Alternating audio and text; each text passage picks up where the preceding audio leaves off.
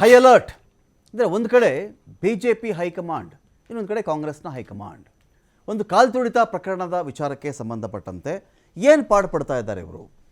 ಸ್ಟೇಟಲ್ಲಿ ಅನೇಕ ಇಶ್ಯೂಗಳು ಇದ್ದ ಹೊರತಾಗಿಯೂ ಸ್ಟೇಟ್ BJPಯ ಫೇಲ್ಯೂರ್ ಎದ್ದು ಕಾಣ್ತಾ ಇದೆಯಾ BJP ಹೈಕಮಾಂಡ್ಗೆ?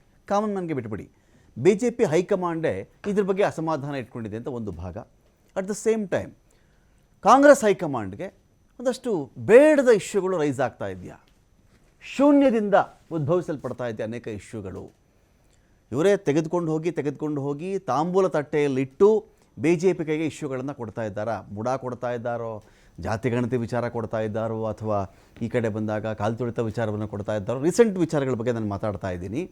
ಇದೇ ರೀತಿಯಲ್ಲಿ ಹೋದಾಗ ಇಂಥ ವಿಚಾರಗಳು, ನಟ್ಟು ಬೋಲ್ಟು ಹೇಳಿಕೆಗಳಾಗಬಹುದು, ಇನ್ನೊಂದಾಗಬಹುದು, ಈ ಥರದ ವಿಚಾರಗಳನ್ನು ಕಾಂಗ್ರೆಸ್ ಹೈಕಮಾಂಡ್ ಯಾವ ಥರ ಕನ್ಸಿಡರ್ ಮಾಡ್ತಾ ಇದೆ? ಅದಕ್ಕೆ ಮುಜುಗರ ಆಗ್ತಾ ಇಲ್ವಾ?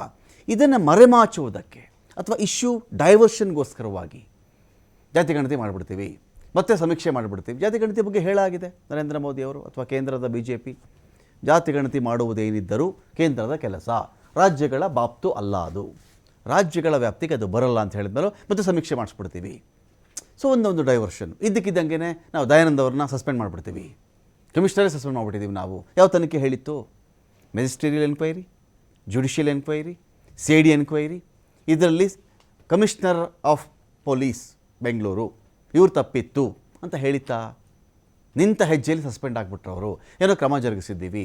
ಇವತ್ತು CM ನೀವೇನು ಮಾಡ್ತಾಯಿದ್ರಿ, DCM ನೀವೇನು ಮಾಡ್ತಾಯಿದ್ರಿ? ಸಾವಾಗಿದೆ ಅಂತ ಅಲ್ಲಾದ ಮೇಲೂ ಕೂಡ ನೀವು ಚಿನ್ನಸ್ವಾಮಿ ಸ್ಟೇಡಿಯಂ ಒಳಗಡೆ ಹೋಗಿ ಕಾರ್ಯಕ್ರಮದಲ್ಲಿ ಹೇಗೆ ಭಾಗಿಯಾದ್ರಿ? ಹೈಕಮಾಂಡ್ ಕೇಳಿದೆ, ಇಲ್ಲ CM ಮಧ್ಯಪ್ರವೇಶ ಮಾಡಿದ್ದಾರೆ DCM ಅವರು ಉತ್ತರ ಕೊಡಬೇಕಾದ್ರೆ.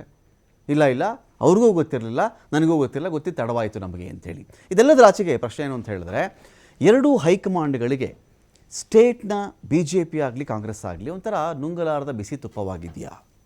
ಡಿಬೇಟ್ ಸ್ಟಾರ್ಟ್ ಮಾಡ್ತಾ ಇದ್ದೀನಿ. ಇದರಲ್ಲಿ ಪಾಲ್ಗೊಳ್ಳೋದಕ್ಕೆ ನಮ್ಮೊಂದಿಗೆ ಲೋಹಿತ್ ಇದ್ದಾರೆ, BJP ವಕ್ತಾರರು. ಸ್ವಾಗತ ನಿಮಗೆ ಲೋಹಿತ್. ಆಯೇಷಾ ಫರ್ಜಾನಾ ಅವರಿದ್ದಾರೆ, ಕಾಂಗ್ರೆಸ್ನ ವಕ್ತಾರರು. ಸ್ವಾಗತ ನಿಮಗೆ ಆಯೇಷಾ ಫರ್ಜಾನಾ ಅವರೇ. ಇನ್ನೊಂದು ಜೊತೆಯಲ್ಲಿ ಇಷ್ಟಲ್ಲೇ ದಿಲೀಪ್ ಅವರು ಕೂಡ ನಮ್ಮನ್ನು ಜಾಯ್ನ್ ಆಗ್ತಾ ಇದ್ದಾರೆ, ಹೈಕೋರ್ಟ್ನ ವಕೀಲರು. ಅವ್ರಿಗೂ ನಾನು ಸ್ವಾಗತ ಹೇಳಿರ್ತೀನಿ. SK ಉಮೇಶ್ವರ್ ನಮ್ಮ ಜಾಯ್ನ್ ಆಗ್ತಾ ಇದ್ದಾರೆ, ನಿವೃತ್ತ SP.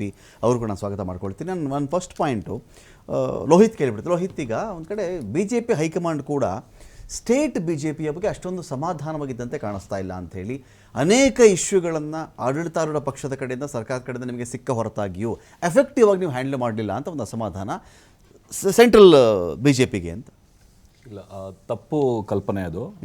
ನಾವು ನಿರಂತರವಾಗಿ ಈ ದುರಾಡಳಿತ, ದುರ್ಬುದ್ಧಿ, ದುರ್ನಡತೆ, ದುರಹಂಕಾರ, ಜನವಿರೋಧಿ ಕಾಂಗ್ರೆಸ್ ಸರ್ಕಾರದ ಏನು ಈ ನಡೆ ಇದೆ ಕಳೆದ 2 ವರ್ಷದಿಂದ, ಎಲ್ಲ ಬೆಲೆ ಏರಿಕೆ ಆಗಿರ್ಬೋದು ಅಥವಾ ವಕ್ಫ್ ವಿಚಾರ ಆಗಿರ್ಬೋದು, ಮುಸಲ್ಮಾನರನ್ನ ಓಲೈಸ್ಕೊಳ್ಳೋದಕ್ಕೆ ಧರ್ಮಾತೀತವಾಗಿ ರಿಸರ್ವೇಷನ್ ಕಾನೂನು ಬಾಹಿರವಾಗಿ ಅಸಂವಿಧಾನಿಕವಾಗಿ ಕೊಟ್ಟಂಥದ್ದಾಗಿರ್ಬೋದು, ಅಥವಾ SC ST TSP fund diversion ವಿಚಾರದಲ್ಲಿ ದಲಿತ ಸಮುದಾಯಗಳಿಗೆ ಅನ್ಯಾಯ ಮಾಡಿದಂಥ ಕಾಂಗ್ರೆಸ್ ಸರ್ಕಾರದ ವಿರುದ್ಧವಾಗಿ ನಾವು ಜನಾಂದೋಲನ ರಾಜ್ಯಾದ್ಯಂತ ನಿರಂತರವಾಗಿ ಒಂದು ಹೋರಾಟದ ಮೂಲಕ ನಾವು ಮಾಡ್ಕೊಂಡೇ ಬರ್ತಾ ಇದ್ದೀವಿ. ಈ ನಿಟ್ಟಿನಲ್ಲಿ ಕೇಂದ್ರ ನಮ್ಮ BJP ವರಿಷ್ಠರು ಅಥವಾ ಹೈಕಮಾಂಡ್ ಅಂತ ಏನು ಹೇಳ್ತೀವಿ, ಅವರು ಸಹ ಸಂತುಷ್ಟರಾಗಿದ್ದಾರೆ. ಮತ್ತೆ ನಮಗೆ ಪ್ರೋತ್ಸಾಹ, ಬೆಂಬಲ ಮತ್ತೆ ಮಾರ್ಗದರ್ಶನ ಸಹ ನೀಡ್ತಾ ಇದ್ದಾರೆ. ಈಗ ಅಶೋಕ್ ಒಂದು ಕಡೆ, ವಿಜೇಂದ್ರ ಒಂದು ಕಡೆ, ಇಬ್ಬರಿಗೂ ಅಷ್ಟಕ್ಕಷ್ಟೇ ಒಂದೊಂದು ಹೋರಾಟ ರೂಪಿಸುವಲ್ಲಿ ತುಂಬ ಅಸಮಾಧಾನ ಇದೆ, ಒಳಗಡೆ ಗುಂಪುಗಾರಿಕೆಗಳಿವೆ ಅಂತ ಮಾತಾಡ್ತಾರೆ. ಎತ್ತೇರಿಗೆ ಹೇಳಿದ್ರೆ ಕೋಣ ನೀರಿಗೆ ಇಳಿತು ಅಂತ. ಇಲ್ಲ ಸರ್, ಇದನ್ನು ಅಷ್ಟೇ, ಇದು ತಪ್ಪು ಕಲ್ಪನೆ, ತಪ್ಪು ಭಾವನೆ, ತಪ್ಪು ಮಾಹಿತಿ. ನಿನ್ನೆನೋ ಆದಂತ ಏನು ಕೋಮು ಸಂಘರ್ಷ ಈ ಸರ್ಕಾರ ಬಂದಾದ್ಮೇಲೆ ನಿರಂತರವಾಗಿ ಮಂಗಳೂರು ಕರಾವಳಿ ಭಾಗದಲ್ಲಿ ಈ ಇವರ ದುರ್ನಡತೆ, ಒಂದು ದುರಾಡಳಿತ, ಒಂದು ಕಾರ್ಯವೈಖರಿ, ಒಂದು ಕಾನೂನು ಸುವ್ಯವಸ್ಥೆ ಎಷ್ಟು ಹದಗೆಟ್ಟಿದೆ ಅಂತಂದ್ರೆ, ಕರಾವಳಿ ಶಾಂತಿ ನೆಲೆಸಿತ್ತು. ಪೂರ್ತಿ ಎಲ್ಲ ಬಿಳಿ ಬಾವುಟಗಳೇ, ಇಡೀ ಕರಾವಳಿ ಪೂರ್ತಿ ಯಾವ ಕಡೆ ಬಿಳಿ ಬಾವುಟಗಳೇ ಇದ್ದದ್ದು. ಒಂದು ರೀತಿಯಲ್ಲಿ ಎಲ್ಲೂ ಕೊಲೆ ನಡೆದೇ ಇಲ್ಲ ನಿಮ್ಮ ಆಳ್ವಿಕೆಯಲ್ಲಿ. ರೌಡಿ ಶೀಟರ್ ಆದ್ಮೇಲೆ ಓಪನ್ ಮಾಡೇ ಇಲ್ಲ ಅಲ್ಲ, ಬಟ್ ಇಷ್ಟು ತೀವ್ರತೆ ಇರಲಿಲ್ಲ. ಇಷ್ಟೊಂದು ಅಂದ್ರೆ ಒಂದೆರಡು ಕೊಲೆ ಕಡಿಮೆ ಇತ್ತು, ಒಂದೆರಡು ಕೊಲೆ ಜಾಸ್ತಿ ಇತ್ತು, ಅದ್ರ ಮೇಲೆ ಮೆಜರ್ ಮಾಡ್ತಾ ಇದ್ದೀರಿ. ಅದು ಏನು ಒಂದು ಅಂಕೆನೇ ಇಲ್ದಲೆ ಆ ರೀತಿ ಅಷ್ಟೊಂದು ಅಲ್ಲಿ ಚಟುವಟಿಕೆಗಳು ಆಗ್ತಾ ಇತ್ತು. ಮರಳು ಮಾಫಿಯಾ ಆಗಿರ್ಬೋದು, ಅಥವಾ ಏನು ಇದು ನಮ್ಮ ಮಾಫಿಯಾ ಕೊಲೆಗಳ, ಧಾರ್ಮಿಕ ಕೊಲೆಗಳ, ಇದು ಧಾರ್ಮಿಕ ಮಾಫಿಯಾ ಎಲ್ಲ ಹಂತದಲ್ಲೂ ಇದೆ ಇದು. ಹಂಗಾಗಿನೇ ಮತ್ತೆ ನಮ್ಮ ಕೇಂದ್ರ ಸರ್ಕಾರ ರಾಜ್ಯದ ಎಲ್ಲಾ ಮಾಫಿಯಾ ಕೊಲೆಗಳಿಗೆ, ರಾಜ್ಯದ ಎಲ್ಲಾ ಮಾಫಿಯಾ ಕೊಲೆಗಳಿಗೂ ನೀವು ಹಿಂಗೆ ರೆಸ್ಪಾಂಡ್ ಮಾಡ್ತೀರಿ? ಮಾಫಿಯಾ ಕೊಲೆಗಳಿಗೆ ಮಾತ್ರ ಹೇಳ್ತಾ ಇರೋದು ನಾನು, ಧಾರ್ಮಿಕ ಕೊಲೆಗಳಲ್ಲದೆ. ಯಾವುದು ಕಾನೂನು ಬಾಹಿರ ಚಟುವಟಿಕೆ ಇದೆ, ಯಾವುದು ಅಂತಾರಾಷ್ಟ್ರೀಯವಾಗಿ ಫಂಡ್ PFI ಅಂತ ಅವರು ಸಹ ಏನು ಗಲ್ಫ್ ಇಂದ ಒಂದು ಹಣದ ವಹಿವಾಟು ನಡೆಸಿ ಕೊಲೆಗೆ ಪ್ರಾಯೋಜಿತ ಕೊಲೆ ಮಾಡ್ತಿದ್ದಾರೆ. ಇಂಥದಕ್ಕೆ ನಾವು ಕೇಂದ್ರ ಸರ್ಕಾರ ಆಗಿದ್ದು ರಾಜ್ಯ ಸರ್ಕಾರದ ಆ ಸಂದರ್ಭದಲ್ಲಿ ನಾವು ಸೂಕ್ತವಾದಂತ ಕ್ರಮ ತಗೊಂಡಿದ್ವಿ. ಈಗ ಅಂತಾರಾಷ್ಟ್ರೀಯ ಫಂಡ್ ಅಂತ ಬಂದಾಗ ಕೇಂದ್ರ ಸರ್ಕಾರದ ಪಾತ್ರ ಏನು ಬರುತ್ತೆ ಅದರಲ್ಲಿ ಲೋಹಿತ್? ಅಂತಾರಾಷ್ಟ್ರೀಯ ಫಂಡ್ ಹೊರಗಡೆಯಿಂದ ಫಂಡ್ ಬರ್ತಿದೆ ಅಂದಾಗ ಕೇಂದ್ರದ ರೋಲ್ ಏನು ಅದರಲ್ಲಿ? ಬರೀ ಸ್ಟೇಟ್ ರೋಲ್ ಅದು? ಇಲ್ಲ, ಈಗ ಕೇಂದ್ರ ನೇತಾನೆ ಕ್ರಮ ತಗೊಂಡದ್ದು. NIA as per 2008 NIA act ಪ್ರಕಾರ ಇವಾಗ NIAನೇ ಸಹ ನಿನ್ನೆ ಡಿಬೇಟ್ ಮಾಡ್ತಿದ್ದೆ, ಬಾಳಿಗ ಹತ್ಯೆಯನ್ನು NIA ಕೊಡಿ ಅಂತ ಆ ಭಾಗದ ಮುಸ್ಲಿಂ ಮುಖಂಡರು ಮಾತಾಡ್ತಾ ಇದ್ರು. ಬಾಳಿಗನ ಹತ್ಯೆಯನ್ನು NIA ಯಾಕೆ ಕೊಡ್ಲಿಲ್ಲ? ಪಿಕ್ ಅಂಡ್ ಚೂಸ್ ಯಾಕೆ ಮಾಡ್ತಾರೆ ಇವರು? ಸುಹಾಸ್ ಶೆಟ್ಟಿ ಮಾತ್ರ ಯಾಕೆ ಕೊಡ್ತಾರೆ? ನೆಟ್ಟಾರದು ಕೊಡಿ, ಇವ್ರದ್ದು ಕೊಡಿ, ಎಲ್ಲರದ್ದು ಸೇರಿಸ್ಕೊಟ್ಬಿಡಿ, ರಹಿಮಾನ್ದು ಕೊಡಿ. ಸರ್ಕಾರಕ್ಕೆ ಮನವರಿಕೆ ಆದ್ರೆ ಆ ಒಂದು ಘಟನೆ ಬಗ್ಗೆ ಮನವರಿಕೆ ಆಯ್ತು ಅಂತಂದ್ರೆ ಡೆಫಿನೆಟ್ಲಿ ಅದನ್ನು ತಗೊಳ್ತಾರೆ. ಯಾವ ಸರ್ಕಾರಕ್ಕೆ? ನಮ್ಮ ಕೇಂದ್ರ ಸರ್ಕಾರಕ್ಕೆ ಆಗಿರ್ಬೋದು. ರೋಲ್ ಏನ್ ಹೇಳಿ NIA ಅಂತ ಏನಕ್ಕೆ ಸ್ಥಾಪನೆ ಮಾಡಿದೆ ಈ ದೇಶದಲ್ಲಿ? NIA ಅಂತ ಕಾನೂನು ಬಾಹಿರುವ ಚಟುವಟಿಕೆಗೆ ಅಂತಾರಾಷ್ಟ್ರೀಯ ಮಟ್ಟದಲ್ಲಿ ಅಥವಾ ಇದು ಏನು ನಮ್ಮ ಗಲಭೆ ಆಗಿರ್ಬೋದು, ಕೋಮು ಸಂಘರ್ಷ ಆಗಿರ್ಬೋದು, ಜೊತೆನಲ್ಲಿ ಅಂತಾರಾಷ್ಟ್ರೀಯ ವ್ಯವಹಾರ ನೋಡಿ. ನಮಗೆ NIA ಬಗ್ಗೆ ತಕರಾರಿಲ್ಲ, CID ಬಗ್ಗೆ ತಕರಾರಿಲ್ಲ, CBI ಬಗ್ಗೆನೂ ನಮ್ಮ ತಕರಾರಿಲ್ಲ. ಬಟ್ ಒಂದೊಂದು ತನಿಖಾ ಏಜೆನ್ಸಿಗಳಿಗೆ, ತನಿಖಾ ಸಂಸ್ಥೆಗಳಿಗೆ ಅವ್ರದ್ದೊಂದು ಜಾಬ್ ಅಂತ ಇದೆ, ಜಾಬ್ ಡಿಸ್ಕ್ರಿಪ್ಷನ್ ಅಂತ ಇರುತ್ತೆ. ಒಂದು ಉಗ್ರಗಾಮಿ ಚಟುವಟಿಕೆನಾ, ಇನ್ಸರ್ಜೆನ್ಸಿ ಇದೆಯಾ ಇಲ್ಲಿ, ಅಥವಾ ಒಂದು ಸಂಘಟಿತ ಅಪರಾಧಗಳು ನಡೀತಾ ಇದೆಯಾ, ಇಂಥ ವಿಚಾರ ಬಂದ NIA ಮಾಡಬೇಕಾಗುತ್ತೆ. ನೀವು ಈ ಥರದ್ದು ಎಲ್ಲ ಮರ್ಡರ್ಗಳನ್ನು NIAಗೆ ಕೊಡ್ತೀನಿ ಅನ್ನೋದಾದರೆ, ಈಗ ನಿಮ್ಮ ಮೂಗಿನ ನೆರಕ್ಕೆ ನೀವು ಯಾರ ಮೂಗಿನ ನೆರಕ್ಕೆ BJP ಕೇಂದ್ರ ಹೈಕಮಾಂಡು ನಿಮ್ಮ ಮೂಗಿನ ನೆರದಲ್ಲಿ ನಿಮ್ಮ ತನಿಖಾ ಸಂಸ್ಥೆ ನಿಮಗೆ ಬೇಕು ಅಂತ ನಾವು CID ಕೊಟ್ಟಿದ್ದೀವಿ, SIT ಕೊಟ್ಟಿದ್ದೀವಿ, ಇದರಲ್ಲೇನು ತಪ್ಪಿದೆ, ಮೆಜಿಸ್ಟ್ರಿಯಲ್ ಎನ್ಕ್ವೈರಿ ಕೊಟ್ಟಿದ್ದೀವಿ, ನಾವು ಇನ್ನೊಂದು ಕಡೆ ಜುಡಿಷಿಯಲ್ ಎನ್ಕ್ವೈರಿ ಕೊಟ್ಟಿದ್ದೀವಿ ಅಂತ ಇವ್ರು ಮಾತಾಡ್ತಾರೆ.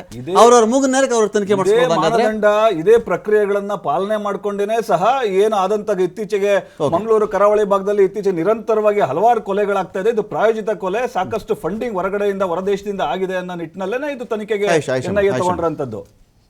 ಬಿಜೆಪಿ ವಕ್ತಾರರು ಒಂದು ಮಾತು ನಿಜ ಹೇಳಿದ್ರು. ಏನಂತ ಹೇಳಿದ್ರೆ, ಅಲ್ಲಿ ಧಾರ್ಮಿಕ ಮತ್ತು ಮಾಫಿಯಾ ಇಂಟರ್ ಮಿಕ್ಸಿಂಗ್ ಕೊಲೆಗಳು ನಡೆದಿದೆ ಅಂತ ನಾವು ಒಪ್ಕೋತೀವಿ. ಆ ರೀಜನ್ ನ ಪ್ರದೇಶದವರು ಮತ್ತು ರಾಜ್ಯದ ಎಲ್ಲಾ ವಿಚಾರದಲ್ಲೂ ನಾವು ಸ್ವಲ್ಪ ವಸ್ತುನಿಷ್ಠವಾಗಿ ನೋಡುವಂತ ಒಂದು ದೃಷ್ಟಿಕೋನದಿಂದ ಅದು ನಿಜ ಕೂಡ, ಭಾಗಶಃ ನಿಜ ಕೂಡ, ಎಲ್ಲವೂ ಅಲ್ಲ. ಆದ್ರೆ ಅದನ್ನ ಇದು ಹಿಂದೂ ಕಾರ್ಯಕರ್ತರ ಕೊಲೆ, ಇದಕ್ಕೆ ಎಲ್ಲರೂ ಹಿಂದೂಗಳು ಒಗ್ಗೂಡಬೇಕು ಅಂತ ಹೇಳ್ಬಿಟ್ಟು ಎಲ್ಲರನ್ನು ಪ್ರಚೋದಿಸುವಂತಹ ಕೆಲಸ ಮಾಡೋದು ಯಾರು? ರಾಜ್ಯ ಸರ್ಕಾರ. ಇಂತಹ ಕೊಲೆಗಳು ಪದೇ ಪದೇ ಈ ರೀತಿಯಾಗಿ ಹೆಣ ಬೀಳ್ತಾ ಇರುವಂತದ್ದು ಯಾವುದೇ ನಾಗರಿಕರು, ಯಾವ ಧರ್ಮದವರೇ ಆಗಿರ್ಲಿ, ಇದನ್ನು ಒಪ್ಪತಕ್ಕಂತಹ ವಿಚಾರ ಅಲ್ಲ. ಶಾಂತಿ ಪ್ರಿಯರು ಮತ್ತು ಒಂಚೂರು ಸೆನ್ಸಿಬಲ್ ಮನುಷ್ಯ ಜೀವಿಗಳಾಗಿದ್ರು, ತೀರಾ ಶಾಂತಿ ಪ್ರಿಯರಾಗಿರ್ಬೇಕಾಗಿಲ್ಲ.